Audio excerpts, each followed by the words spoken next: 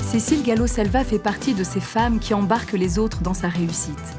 Elle a grandi dans les quartiers de l'Est lyonnais et des études brillantes l'ont emmenée jusqu'à une carrière internationale. En quête de sens, elle retourne dans sa région pour lancer Ethique, une entreprise sociale spécialisée dans l'immobilier solidaire. Son but est de réunir dans des locaux accessibles des acteurs du changement sociétal. Cécile Gallo-Selva est une femme en or. Cette année, elle est la femme de l'environnement. Cécile, quelle est votre définition de l'environnement ?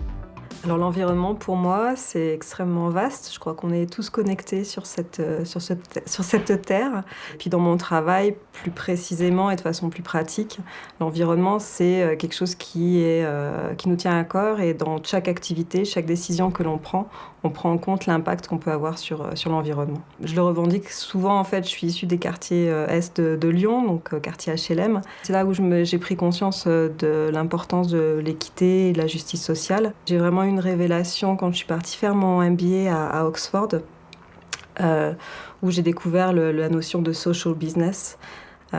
Et c'est là que j'ai découvert qu'il était possible d'entreprendre tout en ayant un impact positif sur la société et l'environnement. Et c'est dans ce mouvement que j'ai rencontré aussi Jamie Hartzell qui avait créé Ethical Properties, qui créait des centres d'affaires pour les associations en Angleterre. Et j'ai travaillé avec lui pendant 6 ans et j'ai voulu lancer la même chose en France en 2010 avec Ethique. Éthique foncièrement responsable. Éthique, il y a vraiment 2 choses. C'est offrir des espaces de travail de qualité aux héros des temps modernes, c'est-à-dire les entrepreneurs sociaux. C'est toutes ces associations, ces entreprises qui s'attaquent aux grands problèmes de société. Donc les aider à se développer, à se structurer en leur offrant des espaces de travail de qualité à des loyers modérés.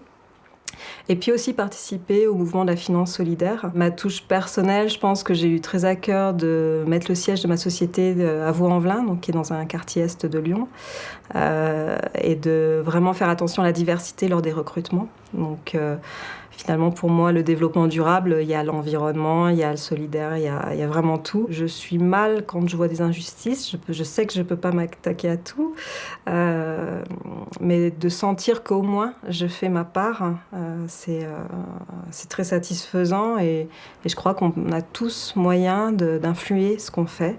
On est tous maîtres de nos choix et on peut tous faire changer le monde. J'ai hâte de rencontrer les autres femmes en or. On a déjà échangé, mais je pense que ça va être le début d'une vraie aventure, à une nouvelle communauté où on va pouvoir soutenir, échanger des bonnes pratiques, aller plus loin dans ce qu'on fait. Donc ouais, c'est génial. Il faudra continuer à être au top.